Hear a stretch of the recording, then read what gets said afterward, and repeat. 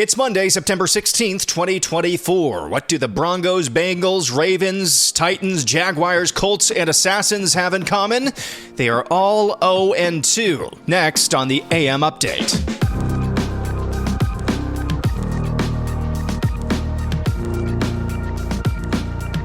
Donald Trump left us the worst attack on our democracy since the Civil War. That is Kamala Harris last week during the presidential debate between herself and Donald Trump, saying that Donald Trump was the greatest threat to democracy since the Civil War.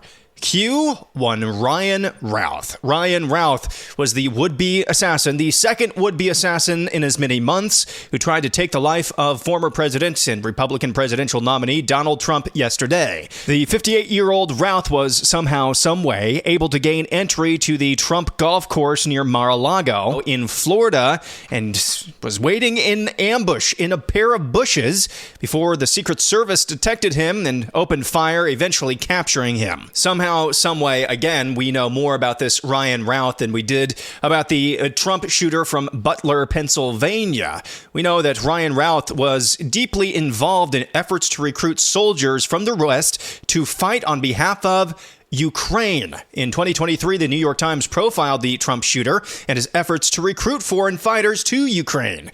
Newsweek Romania actually interviewed this Ryan Routh, where he broke down in tears discussing the fight for freedom in Ukraine. We need everybody here. You know, if you have no skills, just come. You know, we need to be cheerleaders. Just being here and saying, hey, I support the Ukrainians and I support human rights and I support good and generosity and caring and kindness and altruism, and it's just, you know, we need to show the world that we care. That is Ryan Routh, the would-be Trump assassin, the second in as many months, speaking to Newsweek Romania back in 2023 about his efforts to recruit soldiers from the West to go fight in the war-torn Ukraine. A bevy of Routh's social media history was quickly unearthed online, showing his espousement of multitudes of Democrat talking points, including the Donald Trump is a threat to democracy talking point that you've heard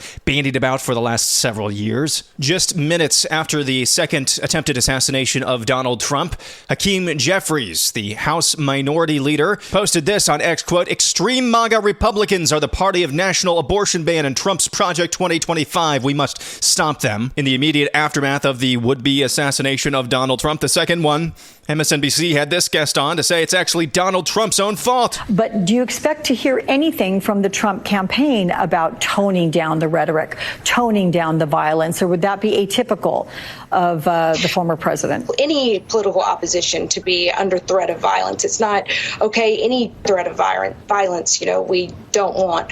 I would love for us to have a unity type moment, but I think it's probably going to be pretty fleeting, as we've seen in the past. Here's how NBC News led off their nightly Sunday newscast in the aftermath of the second attempted assassination on Donald Trump. Today's apparent assassination attempt comes amid increasingly fierce rhetoric on the campaign trail itself. Mr. Trump, his running mate J.D. Vance continue to make baseless claims about Haitian immigrants in Ohio. That is just the peak of media malfeasance. They're doing this for a reason. As Stephen Miller, not the speechwriter, the podcast host at Red Steezy on Twitter pointed out, quote, "I hope people understand what they continue to justify. Steve Scalise deserved to get shot because of his stance on health care." That's according to Joy Reid back then. The Nashville shooter was justified because of Tennessee's anti-LGBTQ laws, and if Trump or J.D. Vance continue to talk about migrants overwhelming a city in Ohio, they also deserve to be shot. That is right on the money. They're doing this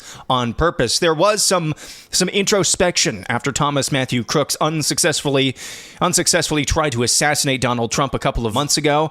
There's no such unity, no such introspection here at all. The message is loud and clear from the media and politicians in general. Donald Trump deserves to be shot. This was a justified attempt on his life. Just late last week, veteran Democrat Senator Richard Blumenthal announced he's shocked at his investigation into the original attempted assassination of Donald Trump, and he thinks the American people will be too. The American people are going to be shocked, astonished, and appalled by what we will report to them about the failures by the Secret Service in this assassination attempt on the former president.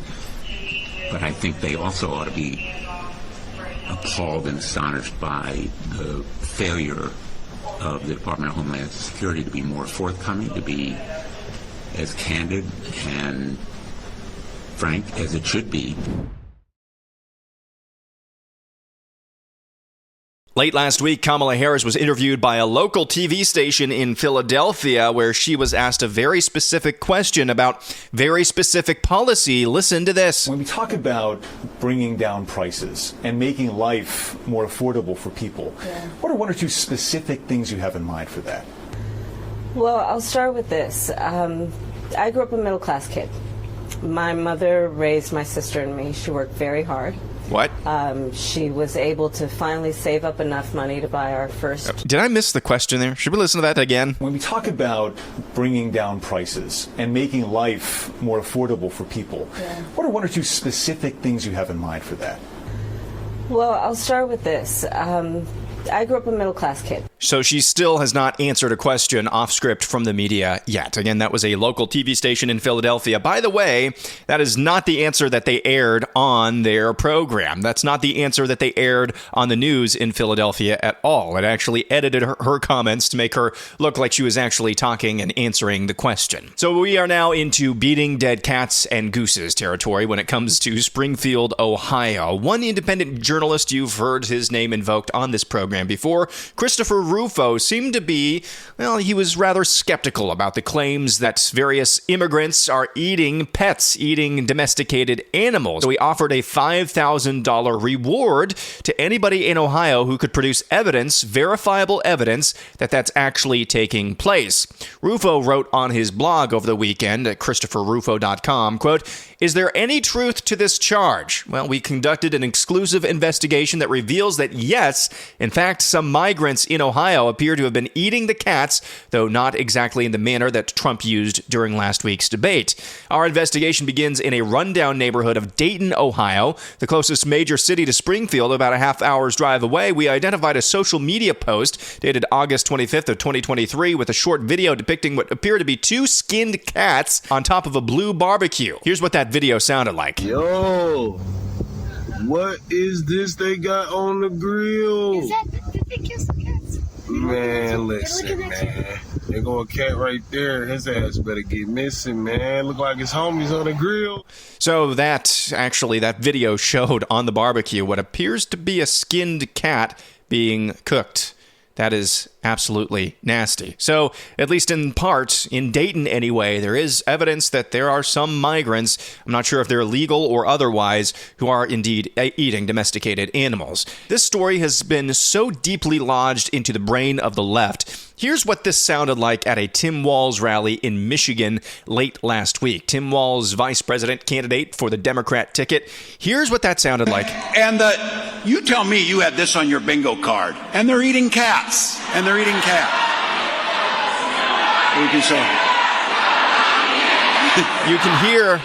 You can hear that crowd of Democrats chanting just like trained seals. We're not eating cats. We're not eating cats. We're not eating cats. Incredible. This is living rent-free inside their head, and I think every minute they spent talking about it, I think it's a win actually for the right because it's actually shining light on the crisis in Springfield. To that end, CNN on State of the Union on Sunday morning had host Dana Bash interview GOP vice presidential hopeful J.D. Vance on this topic. They spent nearly 20 minutes going over this beat by beat, and instead of actually interviewing J.D. Vance, predictably, Bash decided to debate him. After the first question about why are you distracting the country with all of these unfounded rumors and lies about eating cats and eating animals in Springfield, J.D. Vance acquitted himself very well and said, I'm just saying and I'm repeating what my constituents are telling me. They have a concern. They're my constituents. I'm the senator from Ohio. I'm going to elevate them. And I've actually been able to confirm multiple instances of these claims of eating cats or eating gooses and other claims that have been made about Springfield, Ohio. He acquitted himself very nicely, but then Dana Bash came back with this. Senator, I have to go through several things that you just said. First of all, the Clark County Sheriff and the Ohio Department of Natural Resources reviewed 11 months of 911 calls. They only identified 2 instances of people alleging Haitians were taking geese out of parks. They found 0 evidence to substantiate those claims. Also, other evidence that you have talked about, even you've retweeted alleged evidence, are unsourced social media videos from a different city, apparently no connection to Haitians. And this is from a conservative activist who offered a $5,000 reward for such things. And then going just backly to the schools and the hospitals and so forth being overwhelmed, nobody is disputing that the town of Springfield, Ohio, needs help.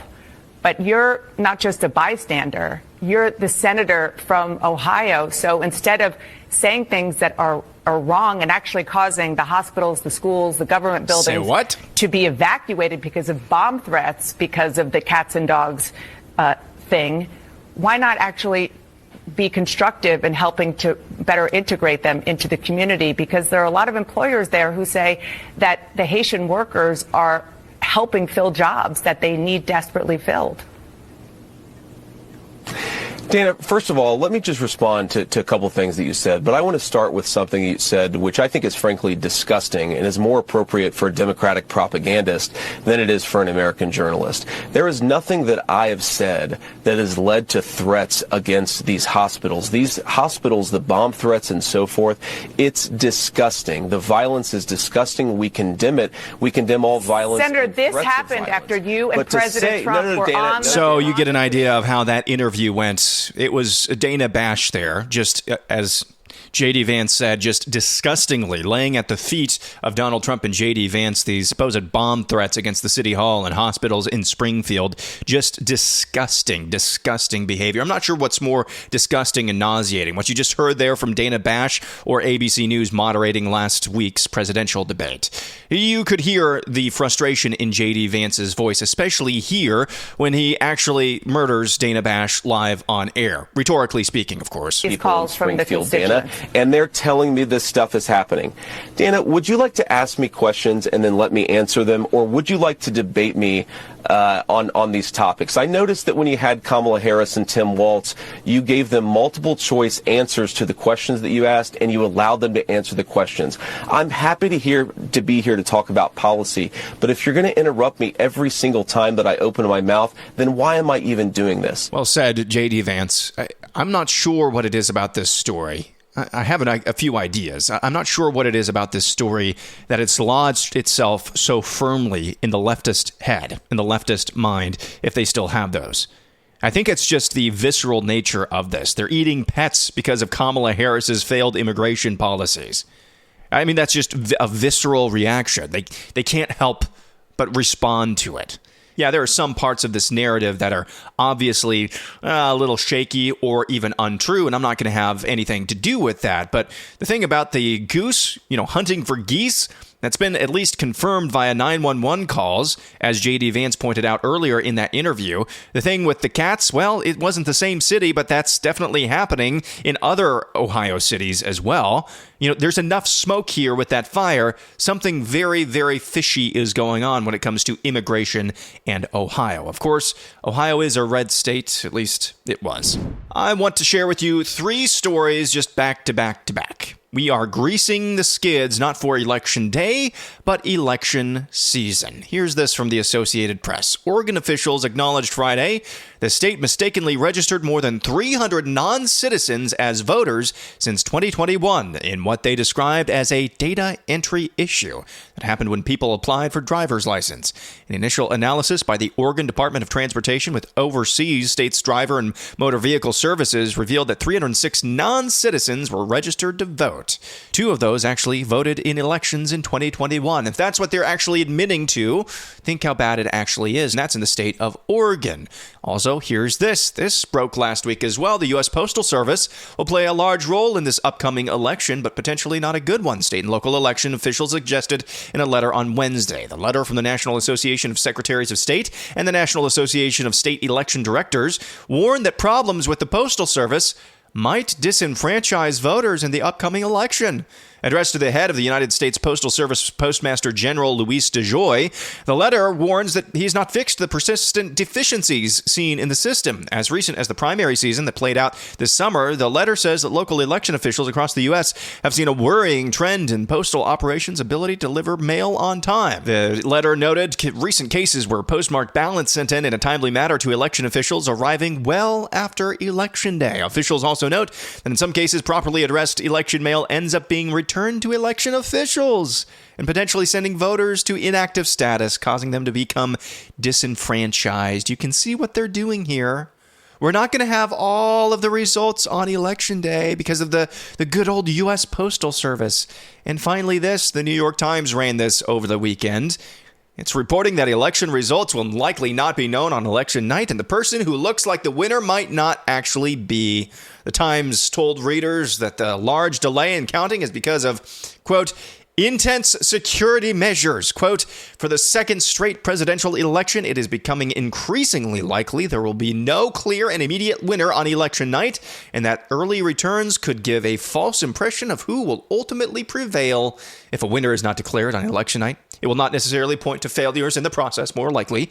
It will be a result of the intense security measures required for counting mail-in ballots. Yes, intense security. So, here's what we have. The thing that they said never happens actually happened in Oregon. This is just the most recent example. They automatically registered to vote over 300 people, and that's what they're admitting to. Think how bad the number actually is. Admitting people, registering people to vote who are non-citizens. Okay, so that's one thing. U.S. Postal Service is going to be delayed. We've got to make sure we count all the votes. We don't want to become disenfranchised. We don't want to make people disenfranchised. And the New York Times says, well, because of security measures, we're not actually going to know the results of the election on election night. Translation, we need to make sure all of the non-citizens are registered to vote that we can possibly muster. We need to give ourselves as much time as we possibly could ask for or imagine to actually get those ballots into the mail, into the voting rooms, into the counting rooms. And, oh yeah, we're not going to know the results while we wait for the results that we actually need. They're greasing the skids for something far worse than 2020. I don't know. I wish I had a Vegas odds or a betting line on how long it'll actually take. Maybe a week, 10 days before we know the full results of the election. And finally, Donald Trump over the weekend posted on Truth Social that he hates Taylor Swift. That is a stupid move, but whatever. Different strokes for different folks. As a white man, Donald Trump is not allowed to say that. But as a white woman, somebody who is allowed to say something with more commentary and more meat on the bone is Megyn Kelly of SiriusXM, who joined Tucker Carlson on his speaking tour and had these comments about the international pop sensation endorsing Kamala Harris. Screw you, Taylor Swift. That's how I would like to begin.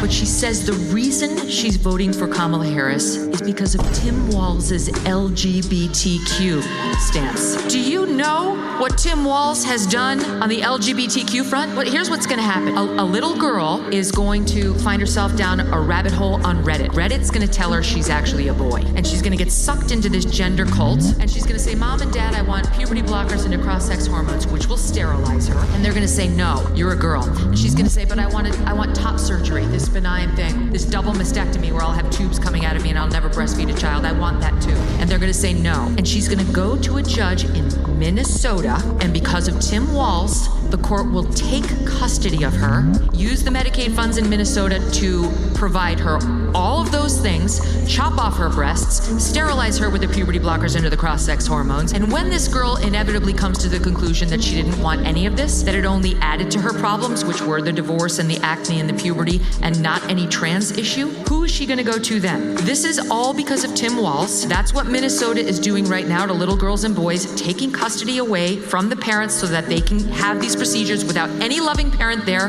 to help. And that's what Taylor Swift just endorsed for your children. So screw you, Taylor Swift. Thank you for saying that. That is what we call a beatdown, and all of that is absolutely true. Tim Walz is a psychopath, and he is exercising that psychopathy on his state government and his state of Minnesota. All of that is true, what Megyn Kelly said there. And it makes it all the more powerful, putting more meat on the bones of, I hate Taylor Swift. like what Donald Trump did just yesterday. That'll do it for the Monday edition. Back at it again tomorrow.